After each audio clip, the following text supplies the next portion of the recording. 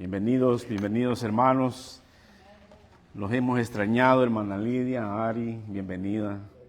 Los hemos extrañado mucho. Extrañamos mucho a nuestra hermana Rebeca el domingo pasado también. Bienvenida, hermana. Gracias por estar con nosotros. A Carlitos también y a Ari, a Harumi, perdón. Gracias por estar con nosotros. Dios les bendiga. Aleluya, gloria a Cristo. El hermano Santiago está ahí alrededor con unos sobres para orar por las ofrendas. Así de que vamos a orar por las ofrendas. Vamos a orar por aquel dador alegre. Y gracias, hermanos, por siempre ser tan generosos con la congregación y siempre aportar Dios es bueno. de lo que Dios nos da. Amén.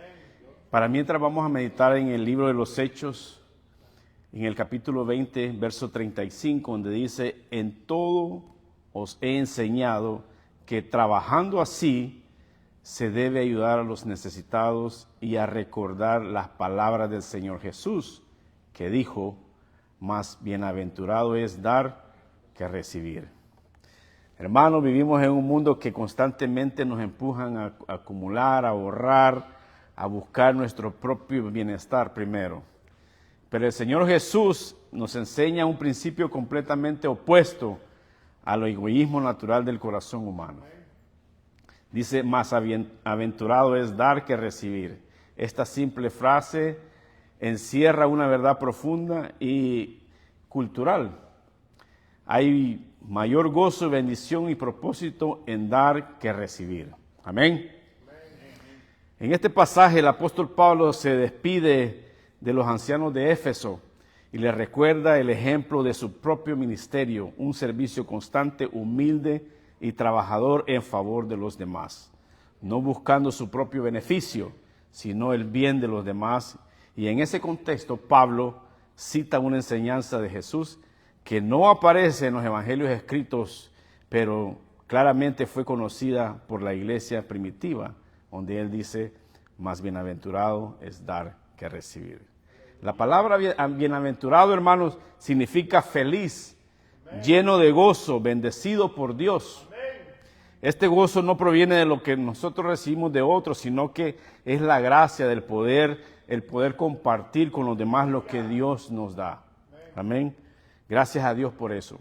Dios me los bendiga, hermanos, por ser tan generosos. Y quiero que oremos el día de hoy por las ofrendas y le demos gracias a Dios. Padre, gracias te damos.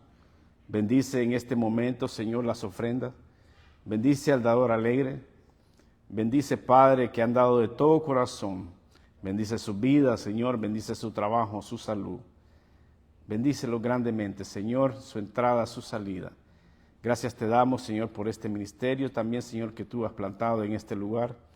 Gracias te damos porque nos has proveído, Señor, un lugar para podernos reunir. Y con las ofrendas, Señor, es posible llevar todo esto a cabo. Gracias te damos, Señor, por esos hermanos que han dado de todo corazón. Gracias te damos. Bendícelos pues, bendice este momento, bendice el servicio de hoy. En el nombre de Jesús, Señor, oramos. Amén. Bueno, ahora vamos a pasar a los anuncios, hermanos. Quiero que sepan que la escuela dominical siempre está a la 1:30 con nuestro hermano José Luis, nuestro hermano Santiago. A la 1:30 los esperamos, hermanos. Aprovechémoslo. Las clases están muy interesantes. Estamos pagando tiempo extra para poder llevar esa clase, así es que no la dejemos pasar por alto. Vengan, los invitamos a que siempre estén a la 1:30 aprendiendo con nuestros hermanos, todos juntos. También posteriormente a las 2:30 empezamos el servicio el general para todos en el 1251 California Avenue, Suite 700 en la ciudad de Pittsburgh, California. Ahí está la dirección en la pantalla, 94565 es el circo. Lunes y martes las hermanas están reunidas en línea para orar a las 7 de la noche. No se lo pierdan. Si alguien no está conectada, que la conecten, denle su número para que pueda estar incluida. Los miércoles los varones también están conectados, pero a veces hacemos excepciones por cuestiones de tiempo y lo hacemos los jueves a las 7:30 de la noche también. Agarramos temas muy interesantes también. El miércoles también en el día, en la mañana, a las 10 de la mañana, estamos conectados vía Messenger con nuestro hermano Jorge Berríos. Estamos por ver un nuevo tema, así es de que no se lo pierda. Hemos completado el tema de la Cena del Señor. Así que fue extenso, bonito, hemos aprendido mucho. Gracias por la vida de nuestro hermano Jorge, que se ha esforzado en traernos esos estudios que están muy interesantes. Los viernes con nuestro hermano Carlos Gutiérrez, pastor, estamos llevando la confesión de fe de Bautista de 1689. También a las 10 de la mañana vía Zoom, vía Messenger, Facebook creo que también está. Y también no se lo pierda. Los días sábados, como el día de ayer, tuvimos estudio y estamos llevando las grandes doctrinas de la Biblia basado en el libro del doctor R.C. Sproul. Interesantísimo. Ayer vimos el tema, la omnipotencia de Dios. Estuvo muy interesante el poder de Dios. Ayer hicimos una sección, se está llevando a cabo en la casa de nuestro hermano Oscar y nuestra hermana Marlene, pero el día de ayer fue en la casa de nuestro hermano Carlos. Pero ya el próximo sábado estaremos de regreso en la casa de nuestro hermano Oscar. Por cualquier cambio estamos siempre en aviso, ¿verdad? Amén. Pues vamos a dar al plato fuerte que es la predicación del día de hoy. El Señor me puso en mi corazón predicar acerca de Lucas capítulo 13, verso 1 al 5. Y la hemos titulado Tragedia y Gracia, una oportunidad para arrepentirse. Amén. Vamos a leer del 1 al 5, hermanos. Si les gustaría estar de pie, pueden hacerlo, y si no, pues pueden permanecer sentaditos. Dice el verso 1. En este mismo tiempo estaban ahí algunos de los que contaban acerca de los galileos cuya sangre Pilato había mezclado con los sacrificios de ellos. Respondiendo Jesús, les dijo: ¿pensáis que estos galileos, porque padecieron tales cosas, eran más pecadores que todos los galileos? Os digo no, antes si no os arrepentís, todos pereceréis igualmente. O aquellos 18 sobre los cuales cayó la torre de Siloé y los mató, ¿pensáis que eran más culpables que todos los hombres que habitan en Jerusalén? Os digo no, antes si no arrepentís, todos pereceréis igualmente. Vamos a orar. Padre, gracias. Gracias te damos, Señor, por tu palabra.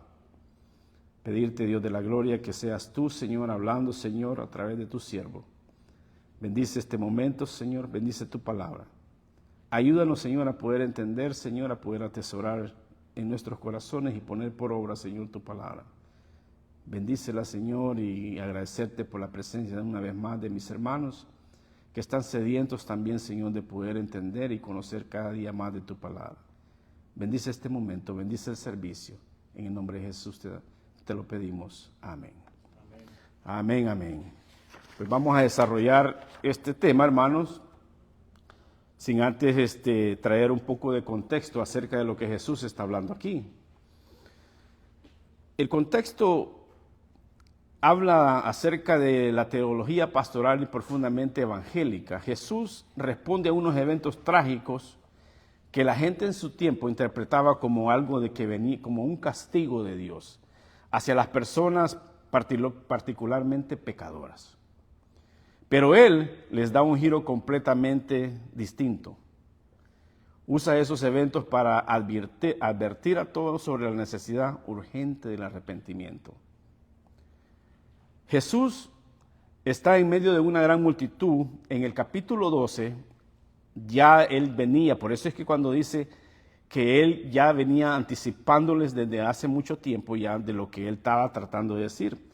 Porque en Lucas 12, del 1 y hasta el 13:9, Él les empieza a decir de lo que Él estaba tratando de enviar ese mensaje.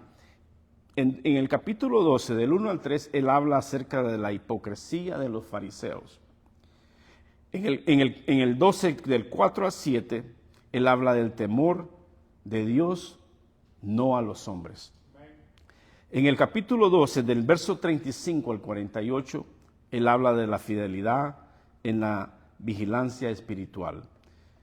Y ya en el verso 54 al 59, ahí mismo en el capítulo 12, es discernir los tiempos y arrepentirse. O sea que esto nos da una conexión directa junto con Lucas 13. de lunes adelante, porque les dice, allí en el verso 56 y 57, les dice una palabra bien fuerte que les dice hipócritas. Sabéis discernir, les dice, el aspecto del cielo y de la tierra y no distinguís entre el tiempo, porque no juzgáis vosotros mismos lo que es justo. Así que aquí Lucas del 1 al 5 es una continuación directa del llamado a evaluar los tiempos y a responder con juicio espiritual propio, no con juicio contra los demás. Y eso era lo que estaba pasando en ese momento. Pues ahora que ya más o menos conocemos el contexto, vamos a empezar a ver qué nos dice en el versículo 1, donde dice en este mismo tiempo. Precisamente es lo que estaba hablando. En este mismo tiempo es el tiempo que él está hablando en el capítulo 12, ¿verdad? Él está haciendo un llamado urgente a discernir los tiempos y a reconciliar con Dios. Eso es lo que él está haciendo. Y dice, estaban ahí algunos que le contaban. La gente informa a Jesús en un evento político, religioso, trágico, lo que había pasado en ese momento. No se sabe con certeza quiénes fueron los que le informaron, los que le trajeron esta mala noticia, pero probablemente eran algunos de los celotes o personas que también habían llegado a ver a Jesús, a pronunciar juicio contra Pilato o a comentar políticamente. No se sabe, pero se sabe que él supo en su momento eso. Los galileos, le dice, los galileos cuya sangre Pilato había mezclado con los sacrificios de ellos. Este hecho no se registra en otras fuentes históricas, solo en Lucas lo vamos a ver. Pero encaja con la personalidad brutal de Poncio Pilato. Era muy conocido de él de ser un hombre muy brutal. Pilato, según Josefo, el historiador Josefo en su libro Antigüedades, Pilato provocó las rebeliones contra introducir estándares de imágenes paganas en Jerusalén y por usar fondos del templo para hacer obras romanas. Ese era Pilato. Probablemente estos galileos estaban ofreciendo sacrificios en el templo y fueron asesinados por soldados romanos, haciendo que su sangre se mezclara con los sacrificios que ellos hacían. Posiblemente era el día del Pesa, no se sabe, pero era que estaban ahí llevando su sacrificio como de costumbre, lo sabían hacer. La realidad del sufrimiento inocente, hermano, esta tragedia nos recuerda que el sufrimiento no siempre es una consecuencia directa del pecado personal. La teología judía popular en la época creía que el sufrimiento era igual a un castigo divino. Eso era lo que ellos pensaban. Pero Jesús va a corregir esta percepción en los versos siguientes que vamos a ver, hermanos, porque la política y la fe no siempre se alinean. Amén. En este evento fue claramente una injusticia por parte del gobierno romano, como lo podemos ver. La mención de mezclar esa sangre es un símbolo de profanación extrema del culto. Sin embargo, Jesús no reacciona con condena política, sino que se dirige la conversación a una necesidad espiritual urgente al arrepentimiento. Eso es lo que él está tratando de decir. La muerte trágica no debe ser interpretada automáticamente como un castigo divino. Jesús enseña que todos, pecadores y no pecadores, necesitan arrepentirse. Todo sufrimiento que nosotros vemos, no todo viene de parte de Dios.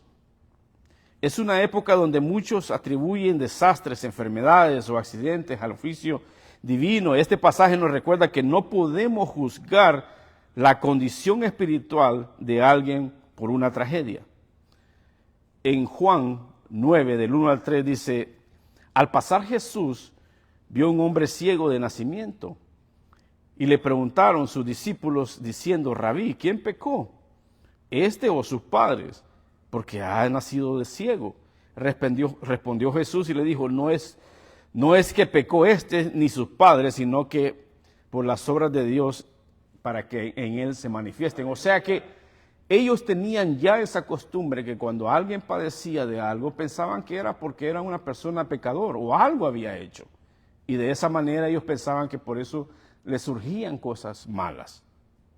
Entonces, Nosotros, hermanos, lo que tenemos que hacer es que tenemos que evitar el sensacionalismo religioso. Hay que evitar esas cosas. Así como aquellos hablaron con Jesús, se enfocaron en la tragedia extrema de muchos que hoy buscan noticias religiosas sensacionalistas para señalar culpables. Jesús llama a una vida más espiritual, donde le dice, si no arrepentéis, todos pereceréis igualmente.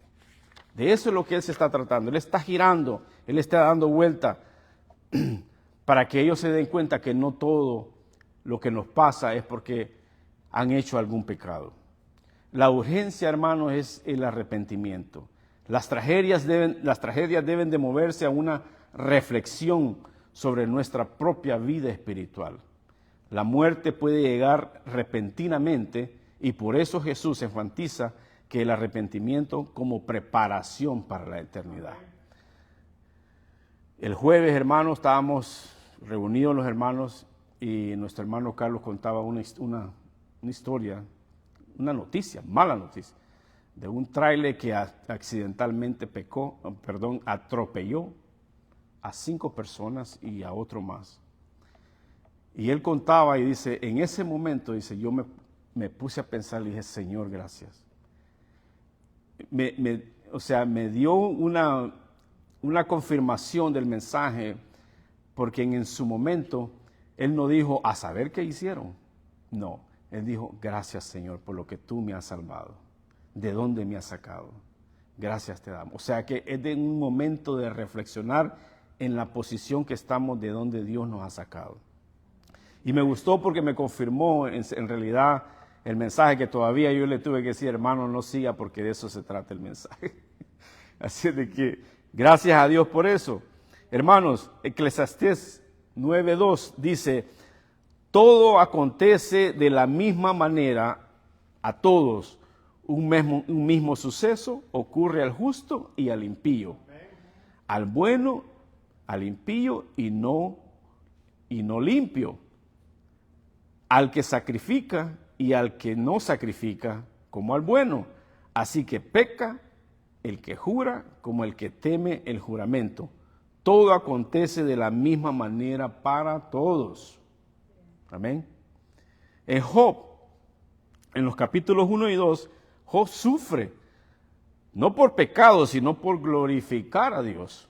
¿Se dan cuenta? Él es un hombre justo. En Hebreos 9:27 dice, está establecido para los hombres que mueran una sola vez y después el juicio. Sigamos en el verso 2. En el verso 2, Jesús respondió y les dijo, ¿pensáis que estos galileos, porque padecieron tales cosas, eran más pecadores que todos los galileos? Jesús no ignora el comentario, sino que le responde directamente. Su enfoque no es en sí político ni nacionalista, como esperaban algunos de ellos, sino que espiritual y moral.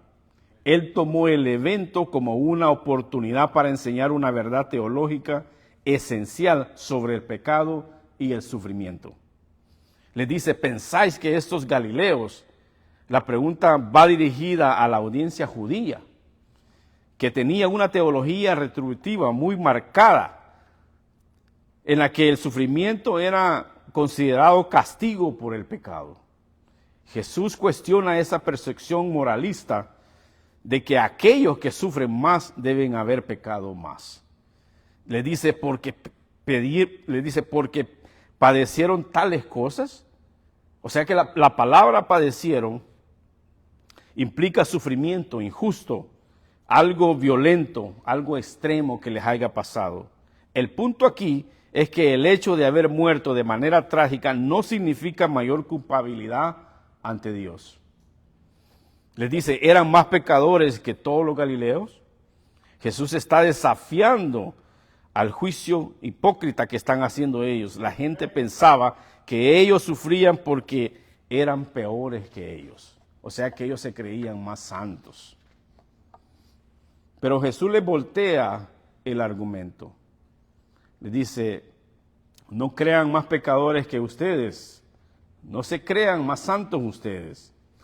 Él está preparando el terreno para su llamado al arrepentimiento, para que ellos se den cuenta en la posición que ellos están delante de Dios.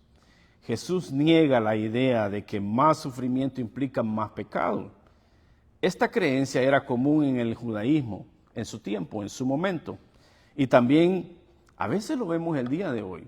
Vemos que a alguien le pasó algo ha de haber hecho. ¿Verdad? A saber qué pecado no hizo.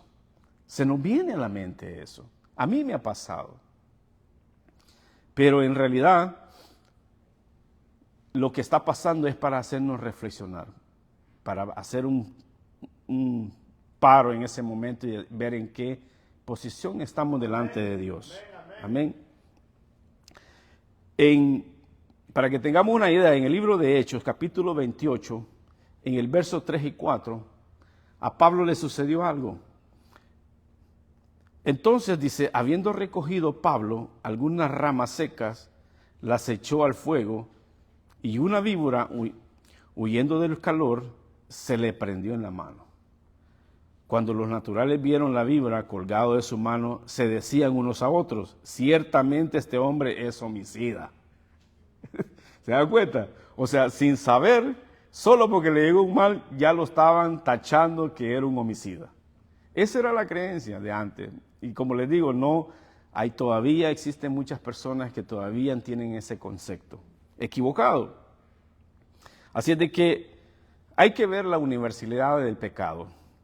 Jesús está dejando en claro que todos somos pecadores, no solo los que sufren visualmente. Romanos 3:23, un verso muy conocido, dice, por cuanto todos pecaron y están destituidos de la gloria de Dios. Todos, hermano. El Salmo 14:3 dice, no hay quien haga lo bueno, no hay ni siquiera uno.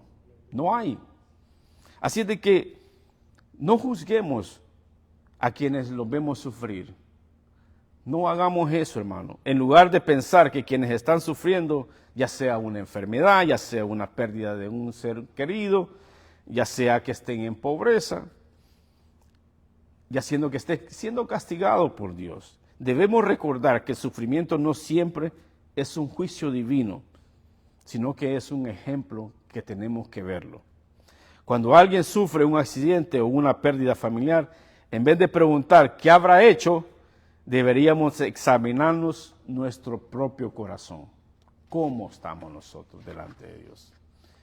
El sufrimiento no debe ser la oportunidad, hermanos, para criticar, sino para reflexionar. Amén. Jesús, Él tomó una tragedia en lugar de culpar o analizar políticamente. Hace un llamado a la introspección espiritual a cada una de esas personas. Así que también hoy, ante la crisis social, pensamientos, guerras, la iglesia debe dirigir a las personas al arrepentimiento, no al juicio. ¿Cuántas tragedias hemos visto durante la semana, mes pasado? Tantas cosas que han pasado y eso nos debe hacer reflexionar. Todos necesitamos, hermanos, arrepentirnos. Amén. Y no ponernos en comparación. No nos comparemos con los demás. El error es pensar que yo soy mejor que ellos espiritualmente. Ese es un grave error. Jesús instruye ese argumento. Todos somos culpables, todos necesitamos gracia de Dios. Amén. En Gálatas 6:1 dice, considerándote a ti mismo, no sea que tú también seas tentado. ¿Se da cuenta? Así de que no nos escapamos también nosotros, hermano. Lucas, verso 3, Lucas 3, dice, os digo no, antes si no os arrepentéis, todos pereceréis igualmente. Aquí Jesús responde a la suposición común en quienes sufren las desgracias, que son más pecadores, y le dice no. Después de mencionar la tragedia de los galileos, de lo que pasó con Pilato, en el verso 1, y preguntar retóricamente si eran pecadores o no, ya lo que vimos en el verso 2, aquí él corrige categóricamente esta falsa teología con un llamado claramente al arrepentimiento, que es lo que vamos a ver en este momento. Dice, esta negación enfática de Jesús, él rechaza rotundamente la idea de que aquellos galileos fueron asesinados como castigo por ser peores pecadores que los demás. El griego original indica una respuesta directa, firme y autoritativa, donde le dice no.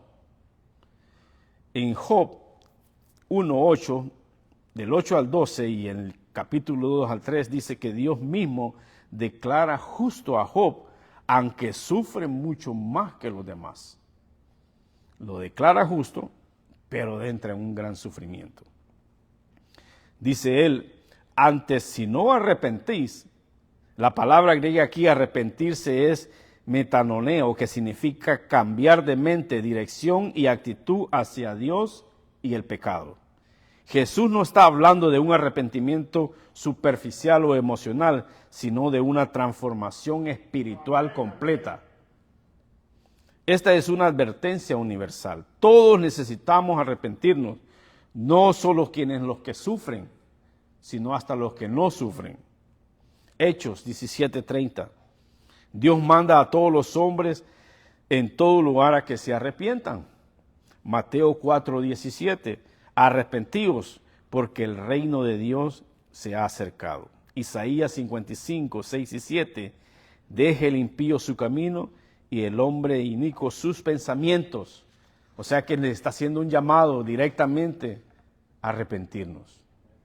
Todos, le dice él en el verso 3, todos pereceréis igualmente. Jesús traslada el tema de un juicio humano, político o físico a una realidad mucho más grave, que es el juicio eterno. La palabra pereceréis puede significar muerte física, pero en el contexto del Nuevo Testamento incluye la condenación espiritual. Romanos 6:23 dice, la paga del pecado es muerte. Y eso lo estábamos viendo hoy en la clase. Apocalipsis 21:8 dice, tendrán su parte en el lago que arde con fuego y azufre, que es la muerte segunda. Mateo 10:28, temed más bien aquel que puede destruir el alma y el cuerpo en el infierno. O sea que el sufrimiento no es el mayor peligro del pecado que no ha sido perdonado. Jesús reorienta nuestra preocupación. El problema más urgente no es la muerte física, sino la separación eterna de Dios que vamos a tener. Ese es lo más peligroso. Todos estamos bajo la misma sentencia si no hay arrepentimiento. Todos. No hay pecadores peores, todos hemos pecado y merecemos el juicio. Eso lo dice Romanos 3:10. Como está escrito, no hay justo ni aun uno. No hay quien entienda, no hay quien busque a Dios. Todos se desviaron, a una se hicieron inútiles y no hay quien haga lo bueno. No hay ni siquiera uno. Y aquellos estaban creyendo mejor que los demás. Y aquí claramente Jesús le está diciendo que no hay ni siquiera uno. El arrepentimiento, hermano, no es opcional, es una necesidad. Amén, así es. Necesitamos arrepentirnos.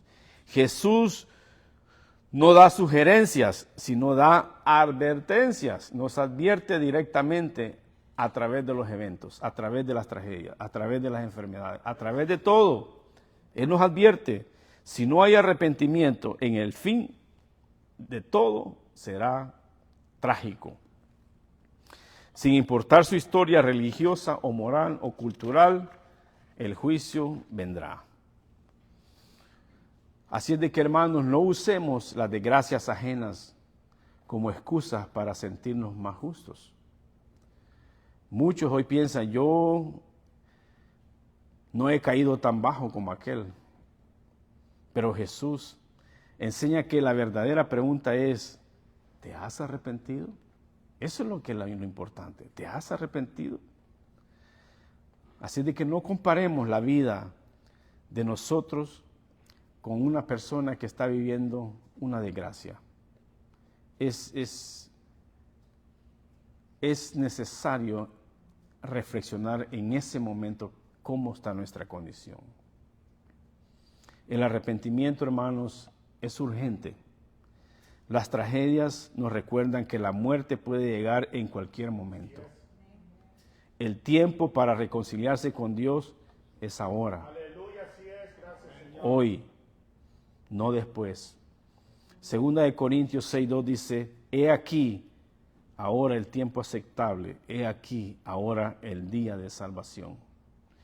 Hermanos, en muchos lugares, especialmente en los púlpitos de la prosperidad, casi no se menciona este tipo de mensaje, porque entonces se les cae la venta. Sí, en realidad es de que el arrepentimiento es muy poco oído en esos lugares. Así que hacerlo el día de hoy en la iglesia es necesario. Hechos 20:21 dice, testifico a judíos y a gentiles el arrepentimiento con Dios.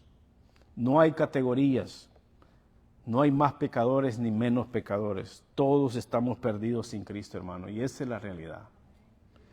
Hoy es el día para arrepentirnos. Amén, amén. La gracia está disponible, pero el juicio vendrá para quienes lo ignoran. Así es de que no pasemos por alto, no lo ignoremos. Verso 4 le dice, o aquellos 18 sobre los cuales cayó la torre de Siloé y los mató, ¿pensáis que eran más culpables que todos los hombres que habitan en Jerusalén? Aquí Jesús una vez más introduce otro caso que está pasando, o que pasó. Ahora, no de persecución humana, sino de un accidente trágico, posiblemente conocido públicamente entre los oyentes, pues ellos quizás ya sabían lo que había pasado en Siloé. El número exacto, que eran 18, sugiere que era un evento histórico real y específico, y no una parábola. Fue algo que en realidad pasó. Le dice, sobre los cuales cayó la torre de Siloé y los mató. Siloé, hermanos, era una zona en Jerusalén cerca del estanque de Ominomio. Este relato está en Juan 9:7. Y se cree que esta torre formaba parte de un sistema de acueductos y de protección. Jesús alude a una tragedia urbana repentina. Y diferencia entre el accidente de Pilato, que fue lo que hizo el asesinato, aquí no hay enemigo humano, sino que fue un evento trágico, inesperado. No se esperaba que eso fuese a pasar. Pero viene él y le dice, ¿pensáis que eran más culpables que todos los que habitan en Jerusalén? Jesús repite la misma estructura que en el versículo 2 que acabamos de leer, una pregunta retórica para confrontar una teología errónea que había en ese momento. El término culpables puede implicar pecadores moralmente responsables ante Dios. La gente pensaba que Dios los había castigado de forma particular. Jesús desmiente esto y pone a todo Jerusalén en el mismo nivel de culpa. Todos, toditos. Le dice que no todo desastre es el juicio personal. Jesús aclara que ni la tragedia natural ni la humana son indicadores seguros del pecado individual. Es una cultura que asociaba desastres de culpa con esta era y esta evolución que había venido en esos tiempos. En Eclesiastés 9, del 11 al 12, el tiempo y el azar alcanza a todos, dice. En Mateo 5:45 dice, Dios hace salir el sol sobre justos e injustos. O sea que todos somos moralmente responsables delante de Dios. El decir que no eran más culpables que los demás, Jesús no dice que eran inocentes, sino que todos somos igualmente culpables delante de Dios. Como lo leímos anteriormente también en Romanos, pero en verso 19 dice, toda boca cierre, no hay justo ni aun uno, por cuanto todos pecaron. El juicio de Dios es justo y es global, a nivel mundial. El juicio de Dios no se limita a tragedias visibles. Lo que verdaderamente condena no es un accidente, sino una vida sin arrepentimiento. Eso es lo que nos condena. Así es de que no interpretemos las tragedias como castigos individuales. Hoy en día algunos dicen, esto, como les digo, pasó porque saber qué había hecho, algo tuvo que haber hecho, o era falto de fe, no tenía fe, o de seguro pecó contra Dios. Eso le pasó y por eso le pasaron esas cosas. Así que Jesús claramente aquí Él está rechazando esta teología. Él juzga y sufre y debemos ver nuestras propias vidas y arrepentirnos. Eso es lo que están tratando de demostrar Él. La muerte, hermanos, puede llegar en cualquier momento. La torre cayó de repente. Nadie esperaba morir ese día. En realidad, nos recuerda que la muerte puede llegar sin advertencia. La preparación espiritual es lo que nosotros tenemos que preocuparnos. Es urgente. Tenemos que estar a cuentas con Dios. Tenemos que reflexionar cada vez que pasan estas cosas. En Santiago 4:14 dice, ¿qué es vuestra vida? Ciertamente es neblina. O sea que así como sale, así se desvanece. Todos necesitamos la gracia de Dios. No tenemos excusa, hermano. Jesús no dice que esos 18 eran inocentes. Claro que no. Pero advierte que todos están en peligro si no se arrepienten. Y eso es lo que nos tenemos que poner a reflexionar. Cada vez que vemos una tragedia, todos, hermanos, cuando salimos de nuestras casas, nuestra oración debe ser encomendarnos a Dios. Porque no se sabe, hermano, qué es lo que pueda pasar. Ese Highway 4, yo lo transito todas las mañanas y siempre se ven cosas trágicas. Así es de que pongámonos a cuentas con Dios. No podemos confiar en la comparación a otros. No nos comparemos, hermano. No digamos yo soy mejor que este, por eso es que a mí no me pasan. No, hermano. Compararnos con los caídos no nos salva, hermano. Solo el arrepentimiento y la fe en Cristo. Eso es lo que sí nos salva. El verso 5 es bastante corto. Dice, os digo no. Antes, si no arrepentís, todos pereceréis igualmente. Aquí una vez más este versículo repite y enfatiza una vez más lo que él ya había dicho en el verso 3. Pero ahora, después de la referencia de la caída de la torre de Siloé, Jesús utiliza dos eventos trágicos. Uno causado por el hombre, que fue Pilato, y el otro fue por el accidente de la torre de Siloé, para enseñar una misma verdad espiritual, la necesidad urgente y universal de arrepentirnos, el arrepentimiento. Les dice, os digo no. Una vez más, esta frase es una negación firme. Como cuando nuestros hijos nos piden algo y usted le dice no. No, pero ya te dije que no, ¿verdad? Así, de esa misma manera. Es una frase firme, autoritativa. Jesús afirma lo que ya dijo en ese verso 3. Dice, no murieron porque eran más culpables. En el griego, el énfasis está en corregir la falsa lógica de que las víctimas de tragedia son siempre más pecadoras. Hay que quitarnos ya eso de la mente. Le dice en el verso antes, si no arrepentís. O sea que aquí Él les está advirtiendo. El verbo griego implica una acción continua e intencional del cambio de mente, del cambio de corazón, del cambio de dirección que tiene que tener. No es remordimiento superficial, sino una transformación espiritual que produce un cambio en la vida de cada uno. Jesús habla en la segunda persona plural, dice vosotros. No se refiere solo a las víctimas, sino a toda la audiencia presente que estaba ahí. Y por extensión, a nosotros también nos está hablando. En Hechos 3:19 le dice, así que arrepentíos y convertíos para que sean borrados vuestros pecados. Todos pereceréis, le dice, igualmente. Jesús no dice que todos morirán de manera idéntica, como lo había expresado, sino que de todos sin arrepentimiento están destinados al mismo fin eterno, la perdición. El verbo griego que se dice apoleshe, indica una destrucción completa y definitiva. No solo física, sino espiritual y eterna. En el mismo término usado en Juan 3:16, donde dice que para que todo aquel que en él cree no se pierda, mas tenga vida eterna. Todos somos iguales y todos somos responsables delante de Dios. No hay ninguno que se escape. Jesús desmantela la falsa moción de algunos que son más pecadores que otros. Todos estamos, hermanos, perdidos sin Cristo. Y esa es la realidad. Jesús conecta la falsa o la falta de arrepentimiento con la perdición final. No hay término medio.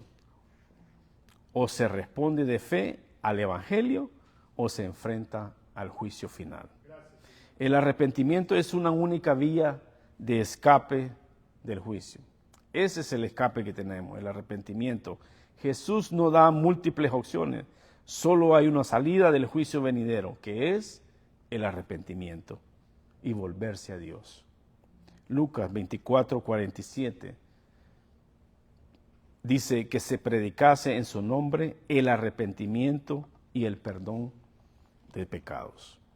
Hermanos, la muerte repentina debe movernos al arrepentimiento y no a la crítica. En vez de pensar eso que le pasó es porque se portó mal, es porque no tiene fe o es porque no va a la iglesia. Ya tenemos tiempo de no verlo, por eso le pasó eso. Ya tenía un mes que no iba a la iglesia. Hermanos, no caigamos en ese error. No caigamos en ese error. El problema o de la manera que lo tenemos que ver es decir, ¿estoy listo para morir? Cuando vemos algo así, hacernos la pregunta, ¿estoy listo para morir? ¿Estoy listo para pasar a la presencia de Dios? La muerte puede llegar por un accidente, violencia, enfermedad, como sea. Pero la pregunta es, ¿cómo está nuestra alma delante de Dios? Hermanos, Dios es paciente. Y Él está esperando a que todos vengan al arrepentimiento. El hecho de que aún nosotros estamos vivos no significa que estamos bien con Dios, sino que significa que Él nos está dando la oportunidad para que vengamos al arrepentimiento. El arrepentimiento, hermanos, es urgente. Jesús usa tragedias públicas para enseñar una lección personal. Así es que no esperemos una señal, ni una crisis, ni una edad avanzada. Hoy es el día de salvación. Hoy es el día de arrepentimiento. Las tragedias nos recuerdan lo frágil que es la vida. Si a veces un trompezón nos pegamos, hermano, y estamos que nos morimos. Un martillazo en la mano y nos morimos. Nadie, hermanos, está excepto del juicio sin el arrepentimiento. Todos compadecemos ante el tribunal de Cristo. El arrepentimiento es urgente y universal, es vital. La muerte no espera, el juicio de Dios es justo, pero la gracia está disponible hoy para el que se vuelve a Cristo con fe y arrepentimiento sincero. Jesús no especula sobre causas secundarias de las tragedias. Él va directo al punto. Todos necesitamos arrepentirnos porque todos hemos pecado y la muerte es inevitable. Pero también deja claro que Dios está dando una oportunidad para volverse a Él. El llamado es claro y urgente. Si no arrepentís, todos pereceréis igualmente. Así termina él diciendo. Para terminar, hermanos, quiero terminar con una historia verídica. Casi siempre me gusta traer algo relacionado a lo que se lee, a lo que aprendemos. Y esto pasó, hermanos, en el año 2001, un 11 de septiembre. El martes, fue un martes 11 de septiembre del 2001. Más de 2.900 personas murieron en un solo día Más de 2.900 personas. Y en Siloé solo fueron 18. Pero aquí fueron más de 2.900 personas en un solo día. Los atentados de las Torres Gemelas en Nueva York. Hombres y mujeres de diferentes países, razas, religiones y ocupaciones fueron asesinados repentinamente cuando los aviones impactaron los edificios. Algunos eran banqueros, otros cocineros, otros visitantes, otros eran cristianos, otros no. Muchos comenzaron a preguntarse, estaban bajo juicio de Dios, eran castigados por Dios. América lo está castigando Dios. ¿Por qué murieron ellos y por qué otros no? Siempre hay ese tipo de comentarios y ese tipo de preguntas. Pero lo cierto es que algunos que iban tarde al trabajo ese día vivieron. Otros llegaron temprano y murieron. Un ejemplo impactante es el hombre cristiano. Era un bombero llamado Kate Roma, quien salvó a más de 200 personas antes de morir cuando la torre colapsó. No murió por ser más pecador, murió haciendo el bien. Fue un héroe. Su muerte no fue un castigo de Dios, sino parte del misterio de su soberanía. Por otro lado, hay testimonios de personas no creyentes que sobrevivieron simplemente porque ese día se quedaron dormidas, perdieron el tren o estaban enfermas. ¿Eran más justos estos? No. Solo fueron preservados por la gracia de Dios. Amén. Y no por méritos propios. Amén. Una lección que nos enseña para reflexionar es que no debemos pensar que los que mueren trágicamente son más culpables que nosotros. Les dice, ¿pensáis que eran más pecadores? Os digo que no. La tragedia debe llevarnos a reflexionar sobre nuestras propias vidas. Las torres cayeron sin advertencia. Así también puede terminar nuestra vida. La única manera de estar preparados no es sobrevivir una tragedia, sino vivir en arrepentimiento. El 11 de septiembre nos recuerda que la muerte no respeta ocupación, edad ni religión. La pregunta no es por qué murieron ellos, sino lo que nos debemos preguntar es, ¿estoy listo si me toca a mí? ¿Estoy viviendo una vida en fe y arrepentimiento y obediencia a Cristo? Jesús no usó las tragedias para dar morbo ni manipular emociones. Él las usó para despertar las conciencias dormidas. Hoy, hermanos, y Él sigue diciendo, si no arrepentéis, todos pereceréis igualmente. Que Dios nos ayude a hacer una reflexión, hermano. Amén. Vamos a orar. Padre, gracias te damos, Señor, en esta hora por tu palabra. Gracias, Padre, porque nos has mostrado, Señor, de una manera en eventos, en tragedias, en poner nuestras barbas en remojo y pensar, Señor, cómo está nuestra condición. ¿Estamos listos, Señor, para pasar a tu presencia? Esa es una pregunta que nos deberíamos de hacer. Pedirte, Padre, que nos ayudes, Señor, a seguir perseverando, a seguir santificándonos, a seguir buscando tu rostro, Señor, a seguir aprendiendo de ti, a poner por obra, Señor, tu palabra. Ayúdanos, Señor, con tantas cosas que vemos que nos distraen, Señor, en este mundo. Pedirte que nos perdones, Señor, nuestros pecados. Pedirte, Padre, que nos perdones nuestras malas intenciones, nuestros malos pensamientos. Ponernos a cuenta delante de ti. Gracias te damos porque hasta este momento, Señor, nos has enseñado una gran lección. Que no solo porque sufren esas personas, esas tragedias, son más pecadores que los demás, sino que tú las usas para ponernos en la mente, Señor, qué es lo que tenemos que hacer y es venir en pos de fe y arrepentimiento, Señor. Perdónanos, Padre. Si en un momento, Señor, hemos vivido esa parte de nuestra vida en criticar a aquellas personas que sufren, Señor, y creernos nosotros, Señor, más santos, Señor, delante de ti. Perdónanos, Padre. Bendice pues este momento, bendice tu palabra. Y gracias te damos, Señor, por guardarnos, cuidarnos y protegernos. Líbranos, Padre, de todo mal. En el nombre de Cristo Jesús, Señor, oramos. Amén. Amén, amén. Hemos concluido, vamos a darle paso a nuestro hermano Jorge, vamos a tomar la cena del Señor. Así es de que Dios me los bendiga. Le voy a pedir a nuestro hermano Santiago si nos hace el favor de repartir el vino y el pan. Dios les bendiga, hermanos.